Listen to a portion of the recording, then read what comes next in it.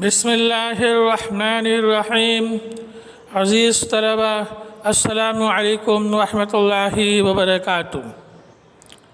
عزیز طلبہ، جیسے کہ آپ کو معلوم ہے کہ درجہ ہشتم میں 8ویں جماعت میں معاشرتی علوم کی 2 کتابیں ہیں۔ ہم معاشرتی علوم ہشتم اقبال سیریز سے اب تک 4 اسباق پڑھ چکے ہیں۔ آپ ان اسباق کا یقیناً جرنل پر کام بھی کر چکے ہوں گے۔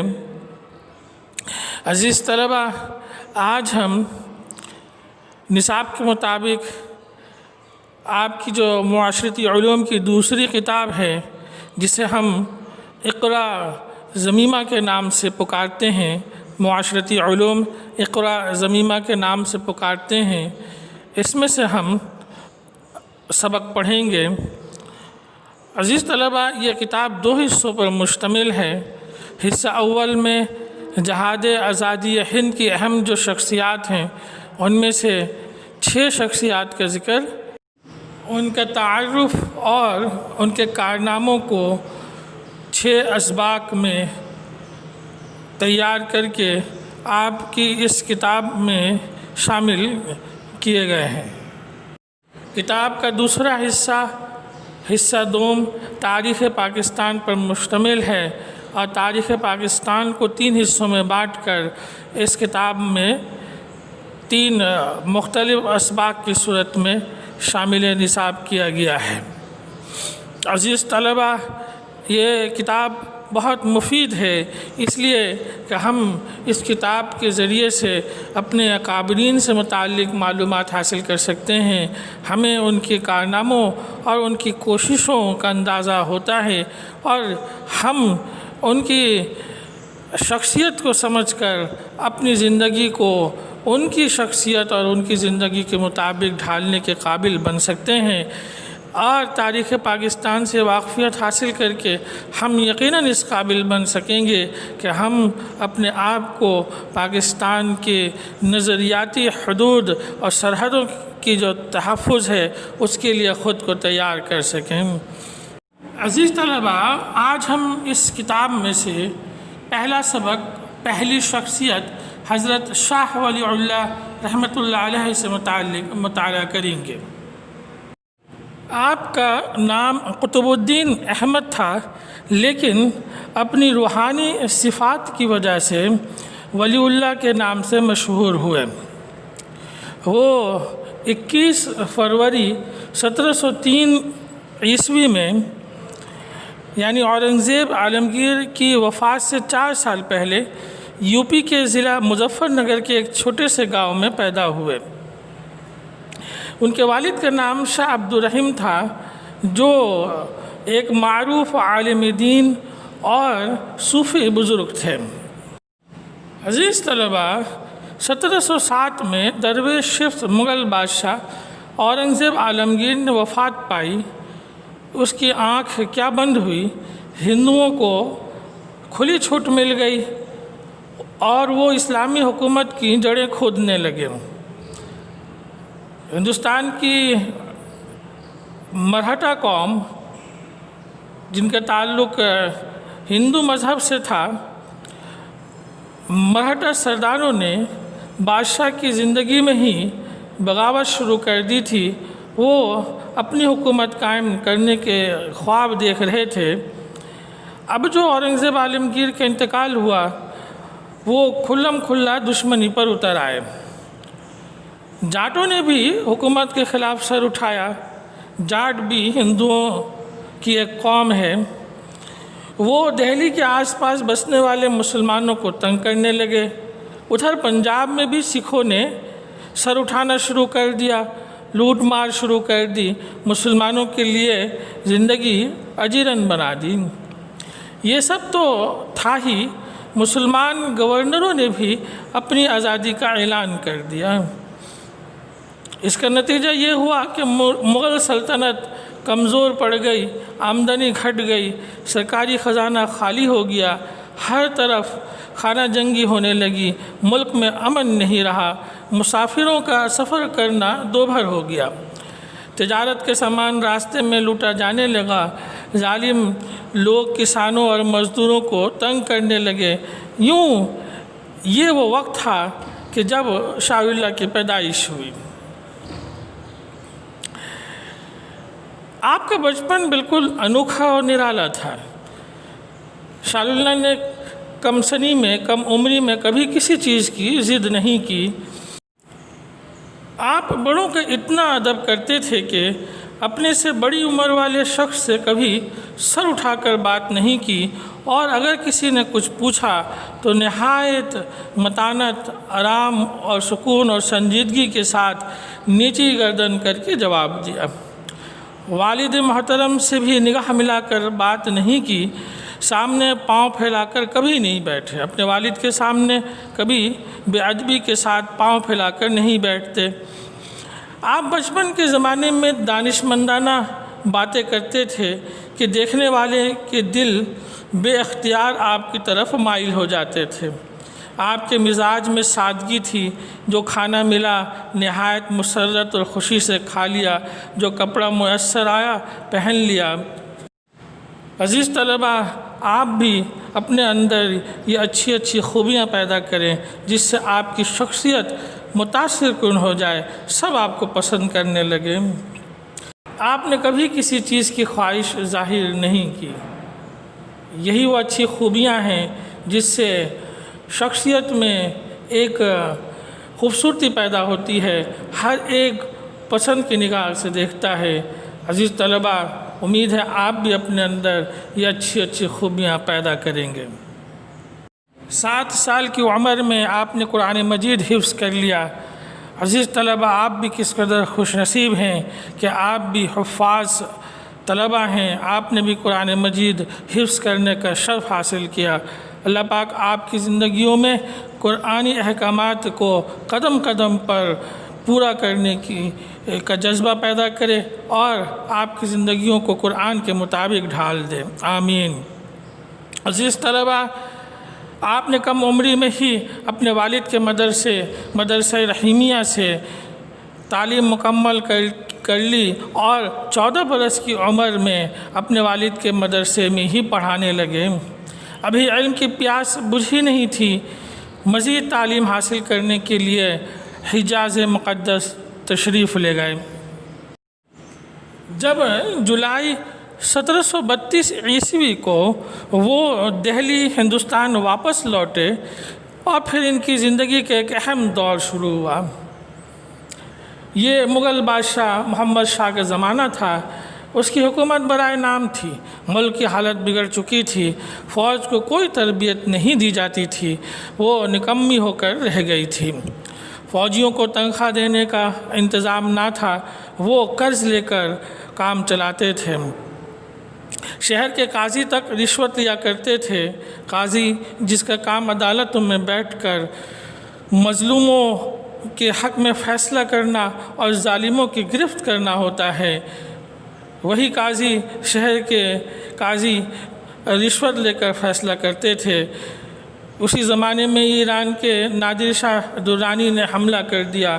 کرنال کے میدان میں محمد شاہ نے مقابلہ کیا مگر اسے شکست ہوئی۔ 3 دن تک نادر شاہ نے دہلی کو لوٹا۔ واپسی پر اپنے ساتھ بہت سی دولت، کوہ نور، ہیرا اور شاہجہاں کا بنوایا ہوا تخت طاؤس سے لے گیا۔ محمد شاہ کی شکست سے جاٹوں اور مرہٹوں نے پورا فائدہ اٹھایا۔ ہندو قومیں، جاٹوں اور مرہٹوں نے پورا فائدہ اٹھایا۔ وہ مسلمانوں کی حکومت ختم کرنے کا خواب دیکھنے لگے اور اپنی حکومت قائم کرنے کی کوششوں میں لگ گئے۔ ایسے موقع پر شاہ ولی اللہ رحمۃ اللہ علیہ نے ہندوستان میں مسلم حکومت کے استحکام کے لیے کوششیں شروع کی۔ شاہ ولی اللہ دہلی میں رہ کر یہ ساری تباہی دیکھی۔ وہ تڑپ اٹھے، پکا ارادہ کر لیا کہ قوم کی ڈوبتی ہوئی ناؤ کو بچا لیں گے۔ عزیز طلبہ، سب سے پہلے آپ نے بادشاہ کو جگانا چاہا، بے شمار خطوط لکھے۔ ایک خط میں یوں نصیحت کی: کفر اسلام کو مٹانے پر تلا ہوا ہے، تلوار کھینچ لو اور اس وقت تک نہ رکھو جب تک فتنہ ختم نہ ہو جائے۔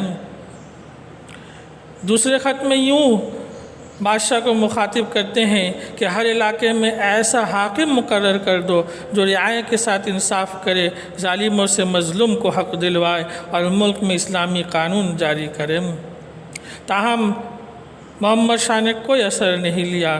مغل بادشاہ، اس وقت کا مغل بادشاہ محمد شاہ نے کوئی اثر نہیں لیا۔ مجبور ہو کر انہوں نے دربار کے وزراء کو، امیروں کو خط لکھا اور ملک کی بگڑتی ہوئی حالت سے انہیں آگاہ کیا، مگر کسی پر کوئی اثر نہیں ہوا۔ شاہ ولی اللہ چونکہ فیصلہ کر چکے تھے، ہمت ہارنے والے نہیں تھے، وہ بر صغیر کے مسلمانوں کی حالت بہتر بنانے کے ارادہ کر چکے تھے۔ پیچھے کس طرح ہٹتے؟ انہوں نے گھر کے اندر ہی ایسے فرد کی تلاش شروع کی جو کہ ہندو قومیں جاٹ اور مرہٹا کو سبق سکھا سکے۔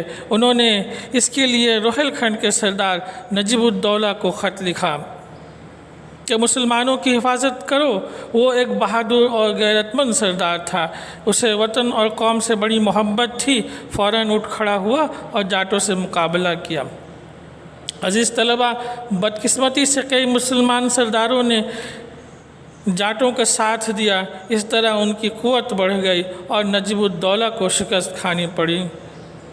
عزیز طلبہ، یہ مسلمانوں کی بدقسمتی ہے کہ وہ اپنے لیے خود گڑھے کھودتے رہے، بجائے اس کے کہ جاٹوں اور مرہٹوں کو سبق سکھایا جاتا۔ مسلمان سرداروں نے اپنی حکومت بچانے کے لیے جاٹوں کا ساتھ دیا اور نجیب الدولہ کو شکست کھانی پڑی۔ ایک ہندو مرہٹا سردار ملہار راؤ ہولکر جاٹوں سے مل گیا اور اپنی حکومت قائم کرنے کا منصوبہ بنانے لگا۔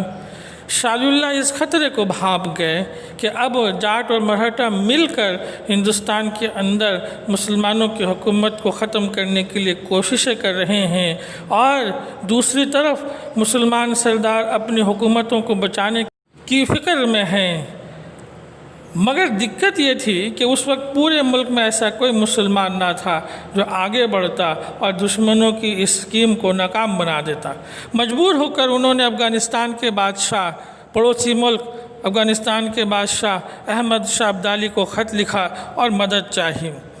شاہ ولی اللہ کی دعوت پر یہ افغان بادشاہ دہلی آیا، پانی پت کے میدان میں مرہٹوں کو زبردست شکست دی۔ یہ تاریخ میں پانی پت کی تیسری جنگ کہلاتی ہے۔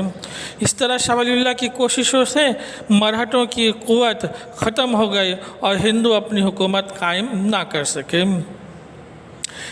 جب شاہ ولی اللہ رحمۃ اللہ علیہ ہندوستان کے اندر مسلمانوں کی زندگیوں کو کسی قدر محفوظ بنانے میں کامیاب ہو گئے تو اب انہوں نے ملک کی عام حالت کو سدھارنا چاہا۔